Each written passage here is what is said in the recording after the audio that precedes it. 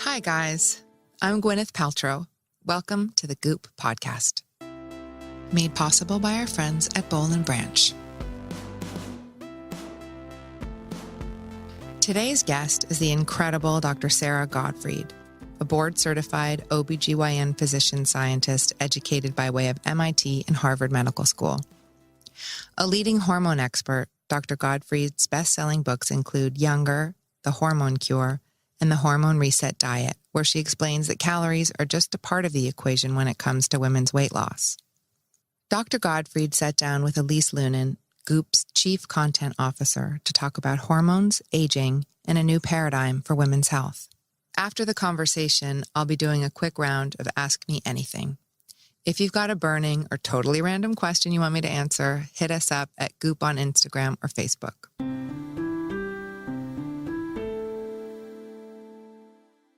Hey, it's Elise. A few years ago, we did a story on Goop about organic cotton. In the course of our deep dive, we learned how toxic conventional cotton can really be for the environment and then for our bodies, and just how hard it is to find GOTS certified organic cotton, the highest certification in organic cotton farming and production. Not only is Boll & Branch's bedding GOTS certified, but it's fair trade certified too. This means that everyone involved in the supply chain, from their farmers to the factory workers, has been treated fairly. Another reason to love Boll & Branch? The sheets are incredibly soft and only get softer the longer you have them. For $50 off your first set, head over to bollandbranch.com and use promo code GOOP.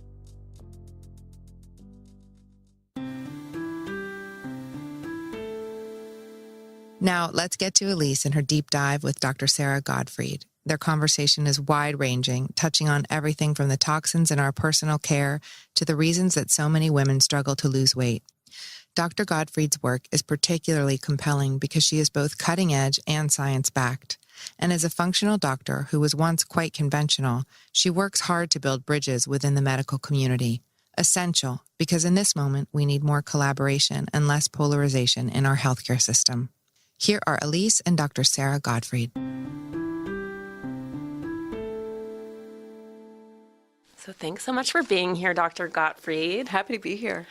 So you are probably most known for helping women reset their out-of-whack hormones and debunking this idea that for a lot of women, 1 calorie in equals 1 calorie out, and there is basic math at the root of why we can't control our weight or any other number of factors. So what does that look like for you, and how do you help women sort of reset or find their true ground zero?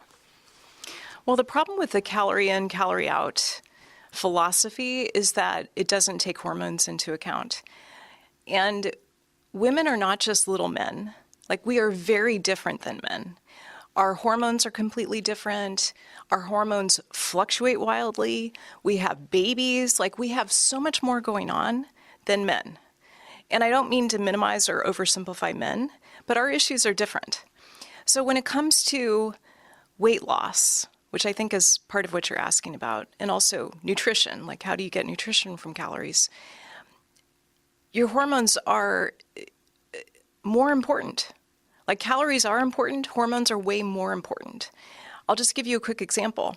If you have a glass of Coca-Cola versus an equal number of calories of steamed broccoli, what those do in your body are completely different. The Coca-Cola is going to shrink your brain. It's going to spike your insulin. And if you keep doing that continuously, it's going to make you store fat and have brain fog. The broccoli is like a powerful antioxidant. It takes the pollution, the chemicals that we're exposed to every day. It fights them. It feeds your cells in a really juicy, lovely way, unlike the Coca-Cola.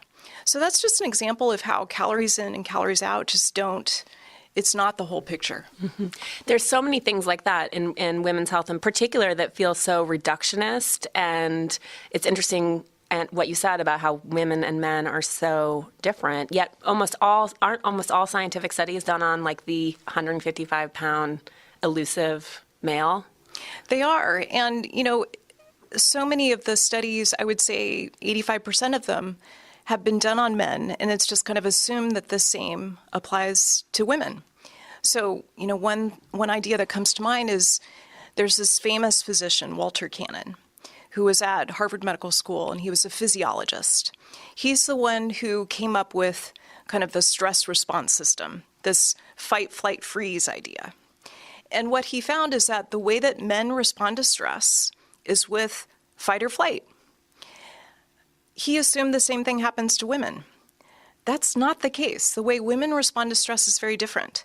We're more likely to freeze, especially if we're in a less empowered place.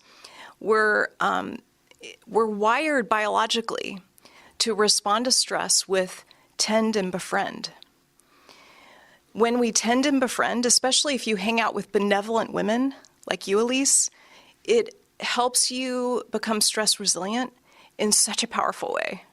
And, this isn't something I came up with. There was work done at UCLA where they realized, okay, these ideas we had from the 1930s about fight or flight and the male response to stress doesn't apply to women. So interesting just listening, just even thinking about how interconnected we all are, and just thinking about you and your work and your practice and sort of that bird's eye view of women's health that's so, it's all so interrelated. And it seems like the most obvious thing to say, but knowing how, your practice has evolved from sort of totally conventional medicine into something that's more functional, it's sad that that all doctors aren't thinking completely system-wide, because it seems like a set of dominoes. It is a set of dominoes. Yeah, I think the physicians who practice the way I do often have some sort of vulnerability. For me, it was that I crashed in my mid-30s. I had 2 kids. I just I wasn't living the kind of life that I wanted to live. And it often takes that kind of crisis to get a conventional physician to look more holistically and in an integrated way at the human body. So, that certainly happened for me. It happened, that's sort of the healer's journey. It's sort of like, what gets a lot of people to pivot when they're in conventional medicine. Mm-hmm. And I think it's why, when I think about why Goop is so resonant with so many women, it seems to be that moment. And when you're not a physician and you have a baby and suddenly you're like, my body is profoundly changed. It is stubborn and obdurate and like nothing works. And you go to your doctor and you're like, I don't feel well. And they're like, you're fine. Like if I have to hear, oh, well, you have young kids, as one more time in reaction to like, I understand sleep deprivation. I went to college. Yeah. This is different. And I think for so many women, it's that moment of like, please listen to, like, can we have a conversation? Can we solve this very complicated puzzle together? Yeah, I wanted to punch my doctor in the face when I was up against what you're talking about. I think, and my story is the story of so many women, just as you described. I was about 35. I went to my doctor. I was, sort of shivering in one of those ridiculous little gowns, waiting for an hour for him to come. Yes, physicians also wait for other physicians. And I really opened my heart to him. I said, I've got PMS and it's pretty bad. Like, I'm a total bitch for a week before my period comes. I might end up divorced if I don't do something about it. I'd rather mop the floor than have sex with my husband. Like, I'm really struggling. And it's not just the sleep deprivation of having 2 kids. I had weight I couldn't lose. And I just felt way too young to feel so old. All I wanted to do was like stay in and drink a glass of wine and watch TV. You don't want that at 35. Like, that's not the life that we're meant to have. And what he said to me was really important, because he dismissed me and said, you've got young kids, you're just getting older, they're there. And at first I was humiliated, and then I had that righteous indignation that I think can move mountains and can foment a revolution. I felt like my hormones were out of whack. And he didn't want to hear about it. He said, if that's the case, why don't you go on a birth control pill? Which, we can talk about that has its own set of problems. And he also offered me an antidepressant. So here I was feeling this gap between the demands of my life and what I had physiologically to meet those demands. I was asking for help, and he was writing a quick prescription. That doesn't solve the problem. It doesn't address the root cause. It doesn't help me. In fact, it's linked to a lot of other problems. Even further loss of libido if I go on an antidepressant. They're worse than placebos in most randomized trials, unless you have the severest of depression, which I didn't have. So I left his office. I was fortunate to have this medical training, and I could apply what I knew about the female body to my own situation. I went and checked my hormones, and my hormones were totally off. My cortisol was 3 times what it should have been. My thyroid was sluggish. My estrogen was way high. My progesterone was way low. That's like nature's Valium. That's why I couldn't soothe myself. So that's what got me on this path of looking at, okay, what are the levers for getting your hormones back into balance so that you can feel that sense of grace in your body, which is our birthright. Like, that's what we deserve. Why do you think that out of grace state happens to so many women? Well, I've been seeing patients for 25 years, and I can tell you there's a handful, less than 5, who are in a state of grace, kind of regardless of what comes their way. They're superhumans. I'm very curious about them, but there aren't many of them. The title of your next book. Yeah, there's the other 99% of us who are just like, help! So why does this happen? I mean, there's a lot of different factors. I'll just hit a few highlights. One is the chemical industry and the amount of toxins that we're exposed to. You know, I was on a plane yesterday flying across the country. I got exposed to radiation. It's like getting an X-ray. Then you go through all the X-rays when you go through TSA. There's flame retardants in the fabrics that you're sitting on the plane. There's air pollution. All of those things conspire to change your hormonal balance. You know, we're exposed to endocrine disruptors all the time. You can be super careful and super clean. You know, I only use organic makeup now. I learned that the lipstick I used to use 15 years ago was full of lead, and that made me, one of the things lead does besides making you dumber is that it takes kind of the low-potency stress hormones, the ones that don't bother you very much, and turns them into high-potency stress hormones so that you feel stressed out of your mind. So we get exposed to all these toxins, and detoxification, which I used to think of as a luxury, is now a necessity. So that's one factor. Another is just our modern lifestyle and, you know, our smartphones, the way that we're always on. We know that's associated with anxiety and depression, all of which have hormonal drivers. It's also these superwoman, superhuman expectations that we put on ourselves. I think this tend and befriend response actually needs to be integrated into our day. This hanging out with benevolent women really makes a difference. So there's a lot of different reasons why hormones are out of whack and we feel like crap. And I think the basic workaround is to really understand the innate intelligence of the body and how to work with it. We'll have more of Elise's conversation with Dr. Sarah Gottfried in a minute. We've written a lot on Goop about the importance of sleep. It's when our bodies unpack and recover from the stresses of the day, and not getting enough of it can be detrimental to our health. An essential part of any clean sleep routine is perfectly crisp yet soft bedding. I think we're all on the same page on this one. At Goop, we focus on GOTS certified organic cotton sheeting, which means that no harmful chemicals were used in their creation, which is definitely better for the environment and also for our bodies. A company that's setting the gold standard in the industry is Boll & Branch. They use 100% pure organic cotton, and everything is ethically made, meaning that every farmer and factory worker is treated fairly every step of the way. If this all weren't enough, the sheets are incredibly soft and only get cozier the more you wash them. They are a staple at Goop headquarters, and I have them for my baby's crib, for my bed, and for the bed of my 5-year-old. So now it's your turn. Boll & Branch has a little clean sleep challenge for you. Take 30 days to sleep on their incredibly soft organic cotton bedding, or return it for a full refund, no questions asked. Head over to bollandbranch.com and use promo code GOOP for $50 off your first set of sheets. Okay, let's get back to our chat with Dr. Sarah Gottfried.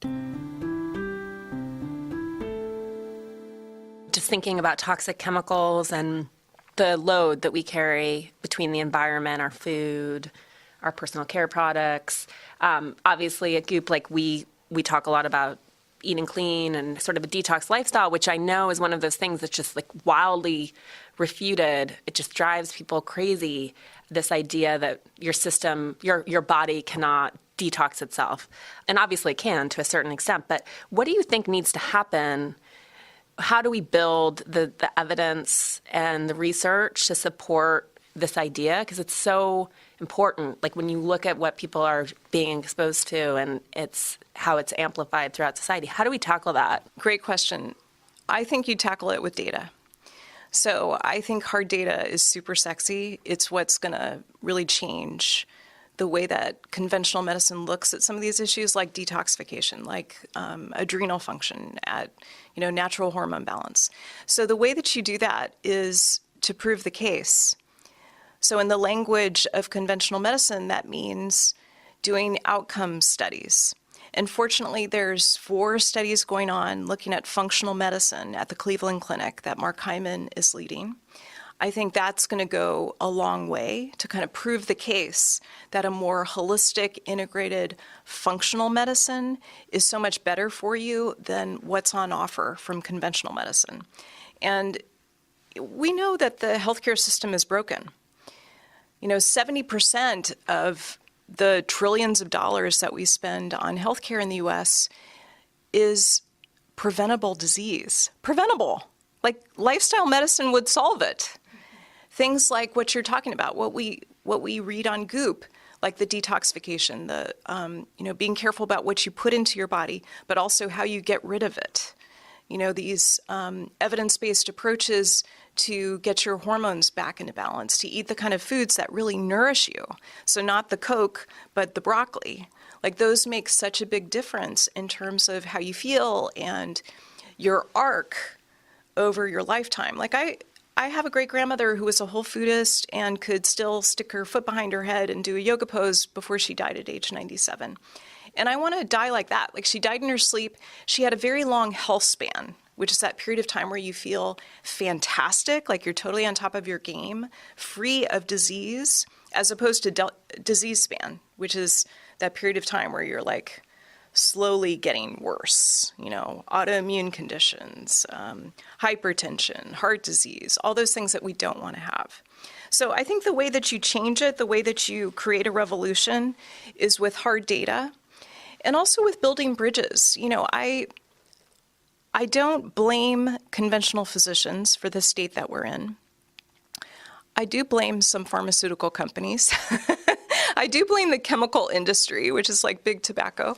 But I think that, fighting with doctors who have the old school view is not necessarily the solution. To me, talking to them, saying to them, listen, I saw your patient. I know she sees you for cardiology. She's got a cortisol that is like mine used to be 3 times what it should be. And that is one of the reasons why I think she's having all these symptoms. Having those individual conversations can really make a difference. And then the outcomes data is what's going to kind of move a bigger group. And I think just stoking curiosity. I think if you're a doctor and a healer, like you are probably inherently a very curious person.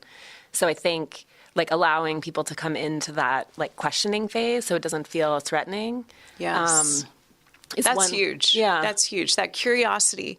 And, I think if you really ask most traditional physicians how they're feeling, like if you test them, 90% of them are addicted to coffee. 50% of them have mold in their home. Many of them are medicating, they drink 5 cups of coffee just to get going in the morning, and then they drink a bottle of wine at night to wind down.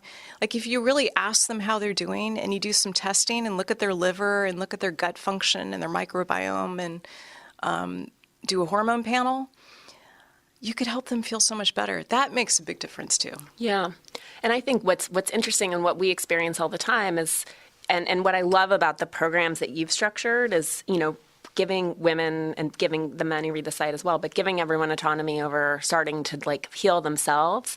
And we constantly get those emails like I begrudgingly or like mockingly decided to do this detox and it was so good, and I feel amazing. And that seems to be sort of like a turning point for people, particularly when it starts with diet, just cleaning it up. They're always surprised by how good the food is and how nourishing, and that it's not about deprivation at all. It seems to be like the beginning of that journey for a lot of people. And then they start exploring maybe what's happening with them emotionally. And it's almost like a gateway drug. Yeah, exactly. I need a better term for it. But I think, what I know after practicing for 25 years is that you have to meet someone where they are. And often just changing the way they're eating can make such a huge difference in the amount of energy they have in the morning, the amount of gratitude that they feel, the brain waves, the balance between their nervous system, their sympathetic on button and their parasympathetic off button. Food can make such a difference. I have a total food first philosophy. But it also can be overwhelming. Like, I don't tell someone the first time they meet me that I'm going to change their food, I'm going to totally change their exercise plan, and they have to cut out all their toxic relationships, and we're going to do genetic testing, and I'm going to put them on, 100 supplements. Like, that's not how you do change management. A lot of people know what to do. Like, they have an intuitive sense that they need to eat more vegetables, maybe cut out the something that they're eating that's triggering them. But the way that you really get sustained results, I think, is with change management. And ultimately, I'm really a change agent. That's, I would say, my number one descriptor. So figuring out how you can make sustainable change and really make it stick is different person to person. And we have to figure that out. We have to unearth it. Mm-hmm. And you do that sort of on a one-on-one basis, but I'm assuming that that's like the, let's take out these foods, and then and as they start to see things and feel more empowered, it feels less insurmountable. Is that the idea? Yeah, because baby steps add up to major transformation over time. That's the cool thing. I do it one-on-one. I've done it one-on-one for a long time, but I also do it 1,000 women at a time. So like with our hormone reset diet, we've got a detox that we've had about 20,000 women go through. And what I love is that you can really prove the case. So when you cut out these foods that are causing your hormones to be out of whack, and you do it for 21 days, in our first beta test of 1,000 women, they lost 15 pounds. They lowered their blood sugar by 10 points, which most people don't get excited about. That's what I get the most excited about, because your blood sugar rises as you get older. It makes you foggy. It is a setup for dementia. If you just correct your blood sugar, and that's the only takeaway you have from our podcast today, that alone will prevent dementia. Wow. I don't want dementia. I want to be able to recognize my great-grandchildren when I'm in my 90s. So I think, definitely I like to prove the case one-on-one, but I like to do it also in larger groups. I think that's what the bigger organizations tend to listen to. Yeah, and I think that sort of moving it that way too obviously makes it accessible for so many more people who can't come to see you. It's interesting too, because I feel like so often this idea of this lifestyle is presented as out of reach or inaccessible or expensive. And I think that's the irony of the entire thing. It's if we can just, and maybe it starts at the top, and now Walmart's the biggest provider, biggest buyer of organic foods. But as the market starts to change and people have access to better food, and personal care product companies start cleaning up formulations, we all benefit, and it becomes the cheapest form of healthcare that there is. Well, that's what we need, because our current system, kind of this disease span, is ridiculously expensive. We're bankrupting our government. We can't afford it. We have to do something about it. I think as an individual, not everyone can relate to that, but you can relate to a study that was just published looking at a group of people in Australia who ate organic plant-based food for 1 week, 7 days. They also added eggs and some fish. And they had a dramatic reduction in their toxic load after 7 days. So you're right. I mean, it's expensive to come to see me. My online courses are a lot less expensive, but it can be as simple as going plant-based, doing what they did in the study, add some fish, add some healthy fats, add some eggs if you're not intolerant to them, And within 7 days, you can move the needle. Like, you can see dramatic changes. So I think for people who find this kind of inaccessible or a little woo-woo or more than what they want to handle right now, I like to take that kind of data and really translate it into something that is more hopeful. And I think that 7-day study is a good example. Well, and I love that you were prescient enough to create this sort of online community and course, which provides a lot of the structure that you need. I know you mentioned genetic testing and like the technology that's coming to help us in our healthcare. Like, what role do you see that playing? Oh, huge, because it's, not everyone is ready for genetic testing. I think you have to be in a certain place with it. I tend to bring it in like the second or third visit that I have with a patient. But genetic testing is the next 10 to 20 years of medicine. I think within a few years, we're all going to have our entire genetic code that is either on our smartphone or like a little chip that we have in our wallet. And on the one hand, genetics aren't everything. Like, this is a really important point. If you look at all diseases, genes are only about 10% of your risk of disease. 90% is your environment. So the way that you eat, move, think, and supplement, that's 90%, much of which is modifiable. So genes kind of give you the blueprint. They give you kind of, here's your trajectory over time. But your environment, much of which you can control, is what really modulates your risk of disease. So a quick example. I come from a family that has a lot of blood sugar problems and hair loss. So I just always, when I did my genetic testing, I had this picture of myself, I'm going to be 65 years old, no hair, and a 200-pound diabetic. Like, that is not the picture I have for myself. So I want to change the way those genes are expressed. So it means I have to be vigilant about blood sugar. I have to be really careful. I don't eat sweets. I don't have sugar. I don't have sweeteners because I'm vulnerable. So I think genetic testing is huge. It's not quite ready for prime time for everyone, but for people like me who are early adopters, it can really help kind of dial in, here's your blueprint, here's what we can do about it to strengthen the positives that you have in your genome, and we all have them, and also take those 4 or 5 not so good genes and do something about it. Yeah. So interesting, this idea of sort of future-proofing your life. My dad's a physician, and he and my mom have this crazy, I think it's hilarious. They made a pact when they got married that they would weigh in every year and maintain their weight, because in my dad's practice, he's a pulmonologist, 5 pounds, 5 pounds, 5 pounds, suddenly you're diabetic, suddenly you need both of your knees replaced. He just watched his patients essentially fall off a lifestyle cliff. But I always thought it's incredible, and their health span speaks to it. Yes, I love this. There's just a study that came out this year from Harvard looking at exactly the point that your father made in this pact with your mother, which is, like, it gives me chills to hear that because I think it's really beautiful. So in this study, they looked at women and their weight at age 18. So just think back to what you weighed at 18. And then they looked at age 55 at what these women weighed. And on average, those women gained 28 pounds, which is a lot. And the women that gained this amount of weight, which is considered moderate, they had 2 to 3x the risk of disease.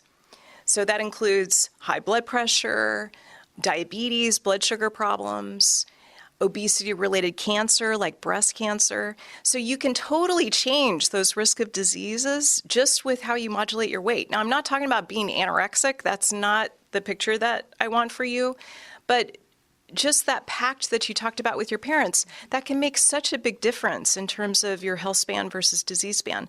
Another point it brings up is that so many people are vigilant about their retirement plans. They see the ads for Schwab or whatever, and they're super careful. They want to know what their retirement score is. But your greatest wealth is your health. I didn't say that. Emerson said that, but I totally agree with him. No, it's true. And when you think about your retirement fund and then you think about your health, then you think my parents are terrified, as you can imagine, of like ever ending up in a home or becoming demented or like what that end of life looks like. They want to die like your grandmother. I like that they're so neurotic and prescient that they have been also drilling that down in me.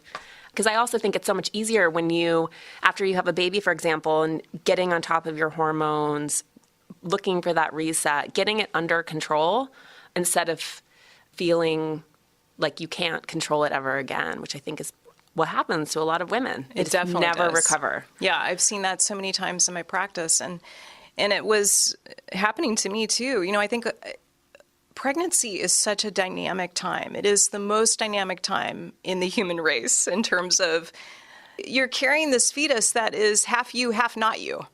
And so your body has to go through all these machinations to not reject that fetus.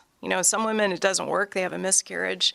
But there's this huge autoimmune shift that happens in the body, and it triggers a lot of different things. On Goop, you talk about the 5% reduction in brain volume. There's this issue with so many women where they have thyroid problems for the first time after they have a baby, and their hair is falling out, they're totally exhausted, their skin is dry, they go to their doctor and their doctor is just like, you just had a baby, of course you have those problems. No, check my damn thyroid, let me know what my hormones are doing. So yes, many women get to that place of being postpartum and there's this surrender. And not surrender in a good way.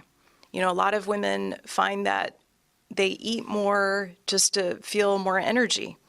And I had that experience too. I gained way too much weight with my first baby. I was working hard. I was taking call. I was doing surgery up until the day before I had my baby.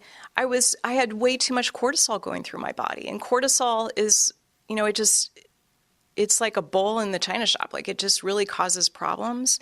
And I gained too much weight, and then I had the worst time trying to lose it. All the old measures didn't work. I had to try something completely new. And I think a lot of women come up against that and kind of give up. So I want to encourage those women not to give up, or even if you have given up, let's rein it back in, because there's so many ways that you can get those hormones back on your side. And when they're on your side, it feels so much better. Mm-hmm. If they're betraying you, that's when you want to give up. But it's really this invitation to say, okay, let's look at your biology. This is not a moral failing. This is not you incapable of coping with motherhood. This is not you incapable of figuring out how to do a diet. Let's check your biology. Let's measure your hormones. Let's see what's going on with your blood sugar. Let's start there. Mm-hmm. Yeah. No, I also have an I broke 200 pounds. Me too, sister. Yeah. It was impressive. Oh, God. It's even after my second. And I'm patient. I get it. But it is a slog. It's a slog, for sure. Well, thank you so much, Dr. Gottfried. I could talk to you for hours. So my pleasure. So happy to be here. Thanks so much for joining us for our talk with Dr. Sarah Gottfried. You can learn more about her work on her site, sarahgottfriedmd.com. I know that her vision of a world of benevolent women will stay with me for a while. Now it's time for Ask Me Anything.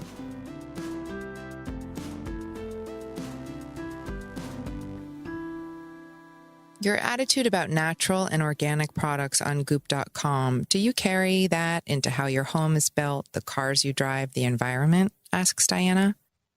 Diana, I do. This has been a long process. I just really started learning about the potentially harmful chemicals in our personal care products a couple of years ago. My mother, Blythe Danner, is an amazing environmentalist and raised us. We went to the recycling center once a week before there was curbside recycling, and we had very early solar panels on our house in Santa Monica. I bought a Prius when they first came out. Now I have a hybrid. So we try to be as environmentally responsible as possible. I'm actually building a house now, and my intention is to build it all or completely off the grid. Have a question? Drop us a line at Goop on Instagram or Facebook. That's it for this week's episode of the Goop podcast. Thanks for tuning in. If you liked what you heard, please hit subscribe and tell your friends. See you next week.